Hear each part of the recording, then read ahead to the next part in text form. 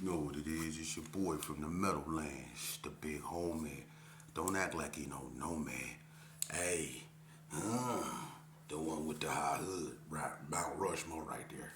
Anyway, welcome to Vegas Chronicles. Now, normally I'll be standing up, but lifting them weights, man, I told y'all I was suffering from a little injury, so I be sitting down a little bit, but I'm back right now. I can move around, you know what I mean? So, you know what it is. But let's get back into what I was supposed to get back into. Let's talk about PC. Now,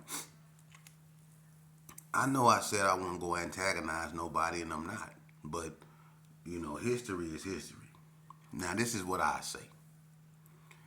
I'm going to say this to keep it professional. You know what I mean? When people came to the pen, such as like say Brownie Boys or 40 Blocks or anything that was a clique that was aligned with the Gershon, they automatically was under the crown. Like if a Brownie Boy came to the came to the Gershon, came to the penitentiary, and and to me, look, let's get this off the top. You have gang members and you have gang bangers. You don't have nothing else. There's gang members and there's gang bangers. Okay? So when I mean Brownie Boys, I mean people like Lap, Flakes, Cool the Cop for sure, Rich Dog, Peanut, Shady, Scarface, you know what I'm saying? Quest, rest in peace. Crest, rest in peace. Gilchrist, even Big Friendly, Vinny, you know what I mean? Gritty Dean, you know what I mean? Them is Brownie Boys to me. ED, you know what I'm saying? Them Brownie Boys to me. You know what I'm saying? So I know them, and they feud with like people like Bonanza Village and Sydney Sue. You know what I mean? And Three Streets. They was feuding with them, and basically any enemy of the Gershons. So when they came to the pen, they was under the crown. When the 40 blocks came to the pen, they was under the crown too. And I remember the first 40 block I ran into was Keystone. He was up there. Keystone ain't never had no problems. Neither did Head Keith. Ain't nobody ever tripped with them about nothing. You know what I mean? Keystone stayed in Unit 4. And when Head Keith came, me and Head stayed in Unit 4 together. We used to go to chow every night together. Head to tell you. Did nobody never step to Keith with nothing or Stone. You know what I'm saying? But, you know, a situation happened on the streets, with the back streets between the Bloods, and then it spilled with the Gersons, with Dragos getting killed. Now, when Dragos got killed, that put the Gersons up in that. And that was about, 96, 97? Because I came down to Indian Springs in 95. So Ghost got killed like in 96. I remember Donaldberg coming up telling me that Dragos was dead. And it was around the time, I think all that was around the same time, like Bonte got killed, all that, because I remember Eminem came up and told me, I was talking to Eminem when Bonte got killed. It was all around the same time. The Backstreets was out there doing whatever they was doing. The Gersons got in the wall, so they couldn't hit the yard. So every time a Backstreet hit the yard, it was a demonstration, and it was ugly. They got smashed, brutalized. The administration started telling the Backstreets, the Backstreet Crips that came up out of Watts. They was accused of a lot of things, man, and it wasn't no love when they hit the yard between the Bloods and and the Gersons. When we got a hold on them, it was nasty. So the administration was telling them, let us know if you from Backstreet, because if you don't, because some Backstreets like Bone and a few more tried to slide between the cracks and tell them that they was non-affiliate and came out there and it ended real horrible for them. You know what I'm saying? One of them got knocked out in front of the coffee shop. You know what I'm saying? And you remember they used to have like that box that sat right there when you go in there and you get your chicken or whatever. You put your ID in it, and then they'll put your food in, and they'll open the box. That box was made of steel, and the sides of it was sharp. You can cut yourself, and one of them back streets got knocked out, and I don't know, it was just a freak accident, but he got his nose got. Remember that when his nose got cut, like half his nostril got knocked. Man, that was man. He fell out and has this. He hit the corner of the box in his nostril. Homie got sliced. Man, that shit was like, oh my god, it was off. It was bad. And remember the one that jumped off the gym balcony when the Bloods came from both sides? When the boy that was with Snoop and Big Blue from California and Pac-Man them came up in there, West Coast Pac-Man, he was leading the crowd. It was 1,000 Bloods coming up them stairs, and we didn't know that dude was Backstreet because they was hiding their identities. But them Bloods was on them. They couldn't get away from them Bloods. Them Bloods was on them. Man, when they was coming up them stairs, that boy jumped off that balcony, man, and that's at least a 14 feet drop. Ask anybody, man. That's a high drop. You wouldn't dare jump off that unless you was jumping off from a fire, unless you got throw off of it, or unless it was dudes like them Bloods coming on the side of both stairs coming to get you. Because when he fell, listen, this cat landed on his feet like a cat and ran up out of there so fast. And I am not lying. Everybody, all them Bloods remember that. You know? But I don't know if the 60s was sitting back watching that and saying, you know, but for some reason, all of a sudden out the blue, I swear to God, it was Riddler, Rodney O, Lil Kool-Aid, Pootie Mac, Seti Crack, Gangsta Bo, Kane, Molly Bo, Killer Cole. It was a bunch of them, man. It was a bunch of 60s, man. And at this time, they was tripping with Romello from Bloods.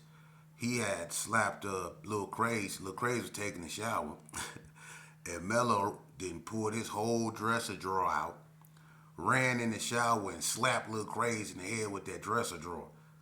For real, a real big dresser drawer. He pulled it out his dresser and went up in there and slapped Lil Crazy in the head with it, and Riddler chased him all the way to the sergeant office and couldn't catch him and started crying by the G. Man, that was crazy, man. But Bello used to be with ROB and all them. Am I lie? ROB and Monroe and all them, they used to all be together, I swear to God. But Mello was like, he was like, they couldn't catch him because he was like a one man army. He'd catch one slipping and hit him with a rock, and they tried to catch him and hit him with rocks. I mean, it was funny. They was going back and forth. But the 60s decided couldn't no 40 blocks hit the yard all of a sudden. I don't know what was going on with that. And the first one that they told had to leave was Mac 10.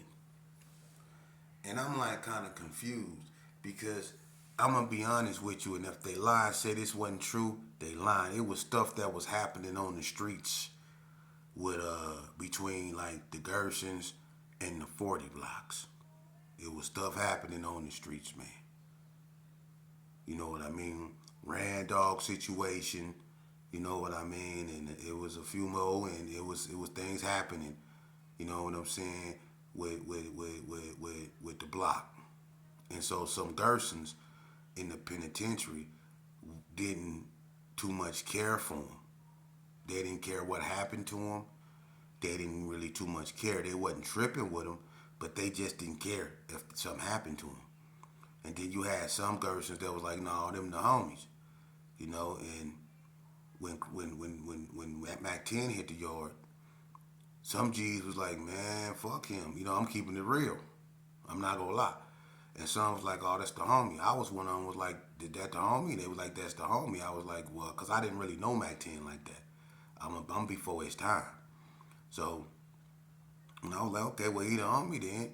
You know, I got behind him and was like, okay, well, he don't got to go nowhere. So me and Riddler got into it. And, you know, I told Riddler, nigga, he ain't going nowhere, you know, and me and Riddler was finna get down.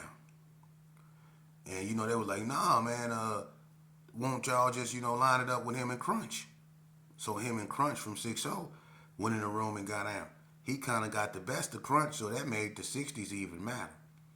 So we gave Mac 10 a knife. I don't think Mac 10 had any experience with using a knife. So when we locked down, the 60s, they was down. We all stayed in Unit 4. They moved Crunch to Unit. Crunch stayed in Unit 4. I stayed in the Unit 4. Riddler stayed in Unit 4. Me and Riddler stayed down the same wing. And Mac 10 stayed down A wing. So when we locked down, the 60s stayed out and they ran in the room on Mac 10 and beat Mac 10 up bad and took the knife and stabbed him with it. They stabbed Mac 10. But and now they locked us down so we couldn't make no move. You know. So what ended up happening is that when they let us off lockdown, I ended up I had a celly. You know what I'm saying? I forget this. I think his name was. I forget his name, man. I want to say Tyrone. There's a lot of Tyrones, ain't it? I want to say Tyrone, but it was an old crackhead dude. Him and Riddler used to smoke crack together, whatever. I don't know, but he said they did. But you know, I ended up knocking him out just because he was Riddler partner. You know what I mean? And Gage and Ray Lou, we all stomped them and everything. You know what I'm saying? So. The police, they locked me up and they had Riddler under investigation and all us. We was all in the hole together. So now it's like it's tension between us and the '60s.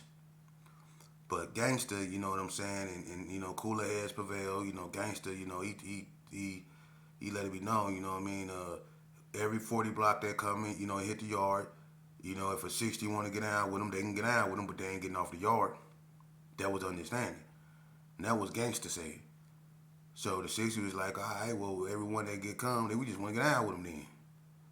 So when the 60s hit the yard, the 40s hit the yard, the next one that hit the yard and was Rob, Tall Rob. Now watch this. When Rob hit the yard, Rob stayed in Unit 3. He over there standing by the garbage can. They had these garbage cans over there, right? I go over there. I tell Rob, hey, check this out. You from the block, right? He was like, yeah. You don't remember me, Sheep? I said, nope. I said, you from the block though, right? He was like, yeah. I was like, you gotta get down. You remember that? I was like, you gotta get down. He was like, get down with who? I say the 60s. You might have to get down, man. They want to get down with everything from the block. You know how it is. Same thing on the street, same thing up in here. He wasn't feeling that. Rob, I'm keeping it real, man. I'm not, but they got into it. Rodney and Lil Kool-Aid came down there and posted up. So I'm letting them know, hey, yeah, they here for you. So what you gonna do? So me and this cat end up getting into it. He tell me he ain't fighting nobody. And go tell me, Sheep, ain't no Gerson, man. I'm from 40 block. Boy, don't you know that just made it worse? You told me, Sheep, I ain't from the Gerson, I'm from 40 block. Boy, that made it worse. See, some of y'all, when y'all come to prison, your mouth. You see, you think this the streets. You think you can say what you want to say, do what you want to do, and then you find out the hard way that ain't how it go up in there. Cause you looked me in my face. You told me with Rodney O and Kool-Aid standing right there looking at your ass like vultures ready to pounce on a carcass. They was looking at you, and then you got the audacity. I hope you see this video, boy. Cause you got the audacity to go tell me, Sheep, I ain't from the Gerson, I'm from 40 block. And when you said that, Kool-Aid came over there and say, what you say? And you said, I'm from 40. And he hit you in your mouth so motherfucking. Remember your head bounced off that counselor's window? That screen, that blue screen right there? Remember Kool-Aid bottom, bam, and your head bounced off that thing and you ran? You took off running. And I'm like, hey. And Rodney O tried to grab you. And I don't know what type of move that was you put on Rodney O to get up out that clinch. But I wanted to study that afterwards because, boy, he grabbed you in like a bear hug and you did something I ain't never seen in my life. And I want to find out where they teach that at because I want to use that to get away from anybody. Because you got an anaconda couldn't grab you the way you moved up out of there and you start running. And I was coming up behind you I was saying, hey, nigga, quit running, because you was drawing attention to the situation. Dude, you ran all the way to the sergeant's office, homie. And I came down there telling you to get away from the window when the sergeant office was right next to the chapel, man. I said, get your ass away from the window. You over there about where they open. Remember they used to have that little sliding thing at the sergeant's office when they want to talk to you? When the school building was closed, you just go to that little side window and then slide it open. You was standing right there, and when I walked up on you, you told me to get away from you. You don't remember that? You told me to get away from you. And you was talking to me like I was a 60. You don't remember that? You PC'd yourself up.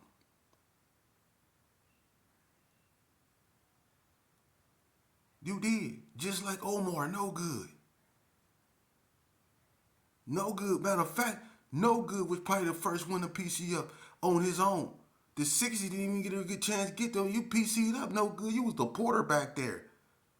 When I came back there when I came to the hole under investigation for knocking out the boy up in the coffee shop for telling on me, Andrew Wilmore, Bear. When I knocked him out in front of the coffee shop, when I came in the hole, Omar, no good from the block. You was on PC. You was a porter. The only thing you could do is serve food, and you had to go in your room. For real, that's the only thing you could do. You could serve food, but you couldn't be out with nobody. You was on PC home, and I couldn't believe you did that. And I used to tell you, every time you used to bring us, every time you used to bring my food, nigga, give me some more hot dogs, nigga. Remember that? Nigga, give me some more hot dogs, nigga. Because they moved me. They moved me from your side because I was always tripping, and they put me down B-wing, and Gage Whack was the porter.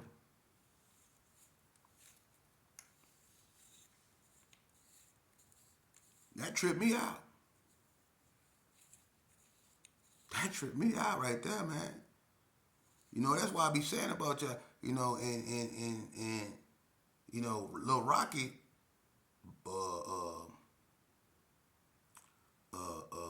Willie brother, Lil Bobby from 40 Block.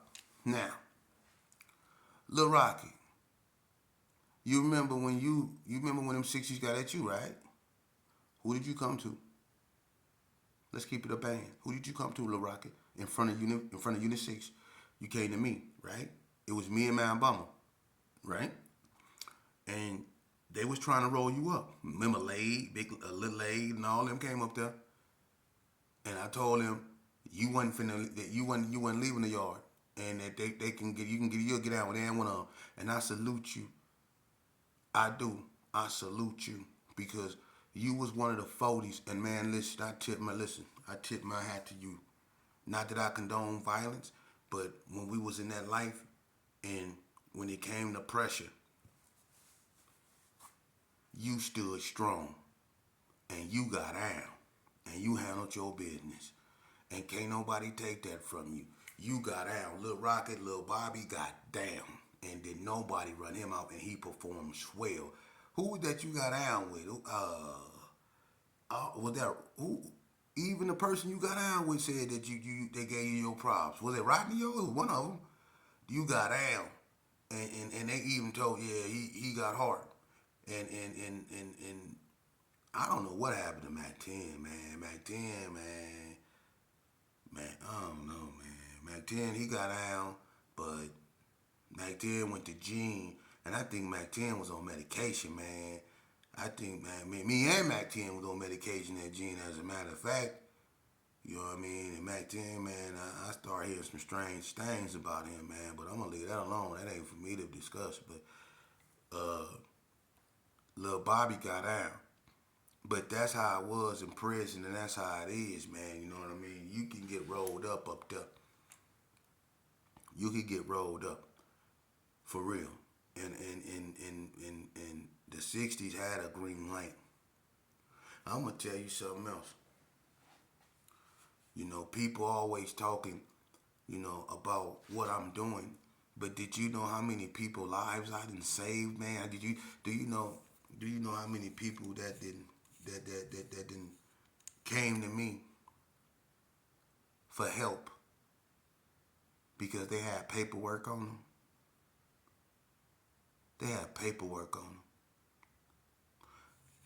You know, I'm gonna talk about a situation to show you something.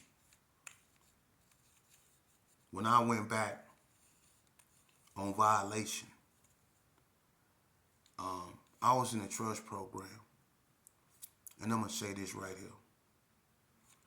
There was an NTG, you know what I'm saying, and he said, "Hey, sheep, let me holler at you. Watch this story." And he know who I'm talking about. Watch when I tell this story. I don't gotta say his name. He might not want me to say his name. You know, watch this. He had paperwork. I don't read paperwork. I don't do paperwork. Never did. As long as you don't tell on me. You know, and if I decide to get at you for telling on somebody close to me, then that's what I decided to do. But I don't do the paperwork thing. I can care less on who you told on. As long as you don't tell on me. You know what I mean? That's just my attitude. People see it different. That's on them. I never been no follower. But anyway, I'm like, what's happening? We was standing there down there where you go get, where you leave, where you go to get your property. We standing down there in that line, pill call line, whatever line you want to call it. We standing down there. And he said, "Hey man, I want to holler at you, man." I was like, "What's happening?" He said, "Man, your homeboy." I'm like, he told on me, man, and I don't want no, I ain't trying to trip with, you know what I'm saying, but he fouled, man, and I've been trying to holler at him, and he been avoiding me, man. But I'm like, "What you talking about?" And he was like, "Man,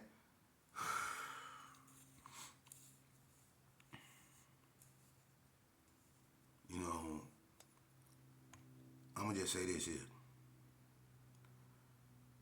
I'm gonna just say his name is.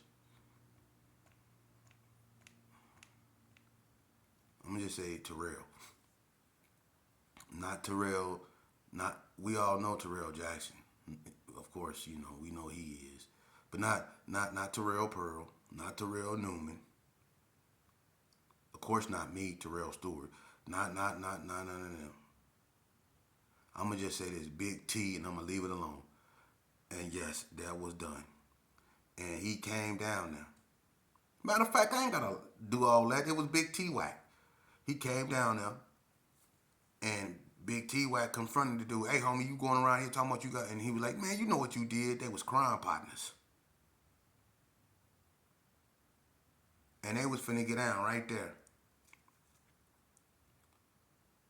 And I stepped back to let them get down, cause they was tripping. And old boy was like, I had love for you, man. I don't know what was happening with that, but anyway, I had I said, "Man, check this out, man," because T Wack been down a long time, and I really don't know the cat that he was getting into it with like that, but I was like, "Check this out, man. I mean, we all look when you do something like that, man. That just goes to show you that you shouldn't play this game." At this point in life, whatever he decided to do, that was on him if he wanted to do it. But my thing is, man, uh, you know, it's been so long, dude. If that's what you want to do, then that's what you need. You have to do. I'm not in that situation, but if it was me, I probably wouldn't be, But that's the convenience of not being in that situation. See, but for T-Wack to find himself in that situation, this is a dude with a name in prison to be confronted with this type of stuff. So me, honestly, I'm like, man, what y'all go do? Straight up, what y'all go do? Y'all finna get down? You know, y'all finna get down. And the old boy was like, man, that's just foul, man. How could you? He was really hurt on. He was really hurt. He wasn't coming with no violence because if he did, he would have just swung on him. That's how I felt. So him and T-Wack, I say, man, look, won't y'all take a walk, man, and whatever happened will happen, man. But won't y'all do that shit like it's supposed to be done, man. Don't be out here screaming. Won't y'all walk with it, go somewhere, and whatever y'all feel y'all need to do, y'all need to do. But y'all need to keep that between y'all, and y'all need to go on about y'all business and keep it, contained. Whatever y'all decide to do, y'all go do it, and y'all know how to get away with it. Should nobody be in y'all business? I don't want to know nothing about this. And they took a walk. They ended up squashing it. Now you can say that was whatever it was, but that was their decision. It wasn't mine. And I feel relieved of that. That I didn't have to witness nothing. That I wasn't a part of nothing inadvertently. But when it comes to these allegations and this snitching stuff, it's serious, man. So I can only tell you this here: never put yourself in a position to be told on, man. For real. You shouldn't have to wait till you get put in a room and then you telling on everybody to find out that you wasn't built for what you signed up for. A lot of y'all need to just stay your behind in school, man. Y'all really think it's cool out here in these streets, man. Ain't nothing cool about this stuff out here, man. Killing yourself with alcohol every day, playing in your hair, twisting your dreads, looking like, for real, ain't nothing cool about that, man. The hard thing to do is to get up every morning, brush your teeth, wash your face and your behind, go to school, give yourself a chance to develop. Y'all don't want to hear that. Half of y'all done already burnt out. You don't want to hear that. But when you find yourself looking at the death penalty or 1,000 years, because they'll give you a 40 to life without even killing somebody now. So if you want to find yourself in that predicament before you realize that you really not or should not have played this game, then you do that. For the ones that like to ask questions, continue to. For the ones that don't want to be a part of nothing, don't be. It don't make you no less of nothing. It make you a warrior, not a soldier.